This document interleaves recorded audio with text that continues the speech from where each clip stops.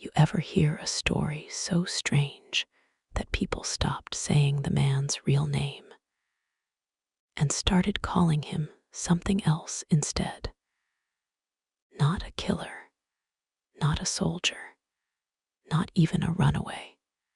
They called him the Ghost Walker because in the winter of 1843, people in the southern mountains swore they saw a man moving through the trees at night, barefoot in the snow, chains still hanging from his wrists, and no one could ever catch him. Some said he wasn't human anymore. Some said he died once and came back different. And the plantation owners who heard his name whispered after Darka started locking their doors earlier than ever before. Tonight on Night Archive, we're going back to a story most history books never wanted to keep.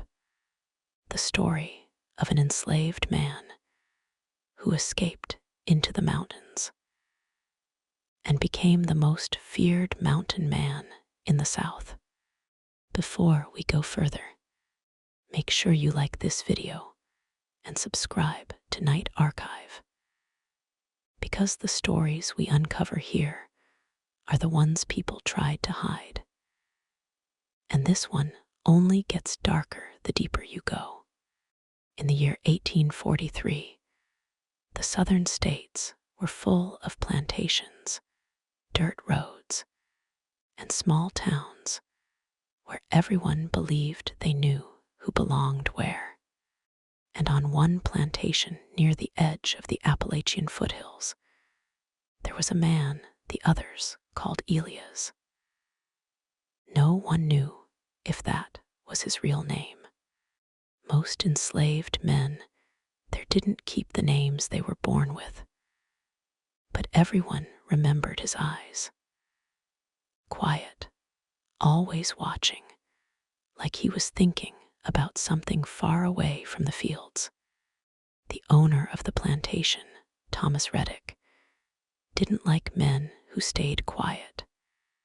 He trusted the loud ones more. Quiet men made him nervous, and Elias almost never spoke unless someone forced him to. People on the plantation later said Elias had come from farther south, sold twice before he arrived there. He worked harder than most, never complained, never fought, but he never laughed either, and that made the overseer think he was planning something. One night, after a tool went missing from the barn, the overseer accused Elias without proof. No one defended him. No one ever did. Reddick ordered him chained in the storage shed for the night as punishment, iron cuffs around his wrists, locked to a beam in the wall. It was supposed to be a lesson, just one night, just enough to remind him who owned him. But that night was the last time anyone on that plantation saw Elias as a slave. Near midnight, a storm rolled over the hills. Cold wind, heavy rain, thunder, so loud the animals in the barn started kicking their stalls. The overseer said later he heard something break, like wood splitting, but he thought it was the storm. In the morning, the shed door was open. The chain was still hanging from the beam, broken clean in the middle, and the iron cuffs were gone. They searched the woods all day. Dogs were brought in from another farm. Tracks were found at the edge of the trees, barefoot tracks, leading uphill into the mountains. No one believed a man with chains on his wrists could get that far. But the tracks didn't turn back. For 3 days, they searched the foothills. On the fourth day, one of the men came back pale and shaking. He said he saw someone standing on a ridge above the trees, watching them, too far to see his face. But the sun hit something metal on his arms. That was the first time someone said the words, "He ain't running, he's living up there." Most runaways tried to go north. Nobody ran deeper into the mountains. Those hills were cold, full of wild animals, and easy to get lost in forever. But whoever Elias really was, he didn't go north. He went higher. Weeks passed, then months. Winter came early that year, and people stopped talking about the escape. Until the first story reached town. A hunter came down from the hills, saying someone had been following him for 2 days. Not attacking, not speaking, just walking behind him through the trees, always far enough away that he couldn't see the face.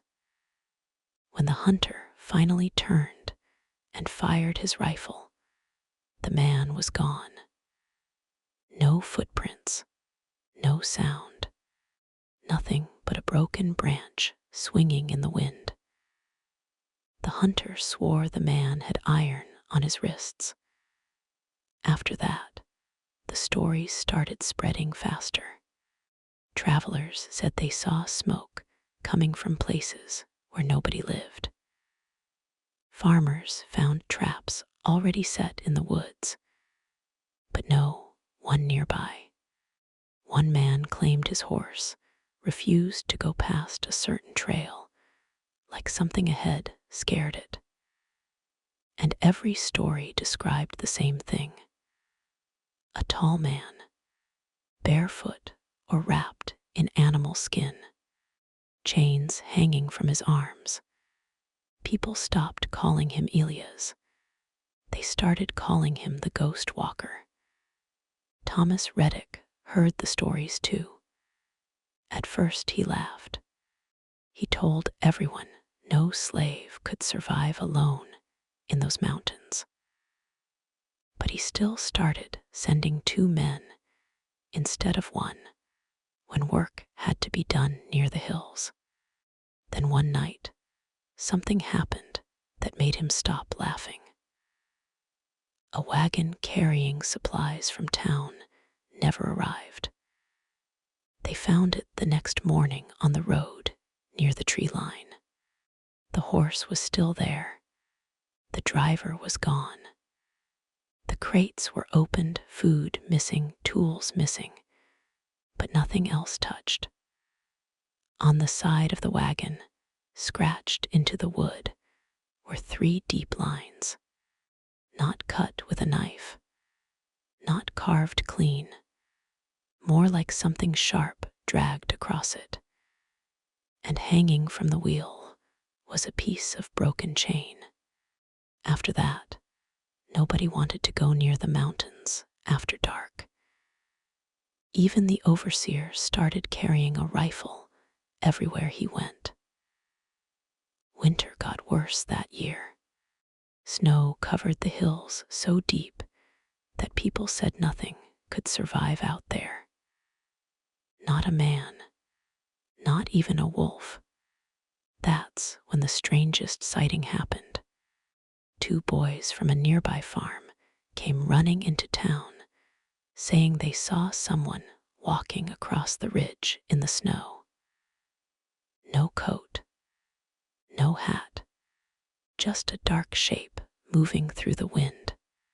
One of the boys said he could hear metal clinking every time the man took a step.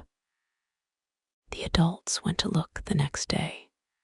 They found footprints in the snow barefoot, going straight across the ridge, then disappearing at the edge of a cliff. No tracks going down, no tracks turning back, just gone. From that day on, people stopped saying he was just a runaway. They started saying the mountains changed him, that living alone up there too long made him something else, something that didn't belong to the plantation anymore and didn't belong to the town either.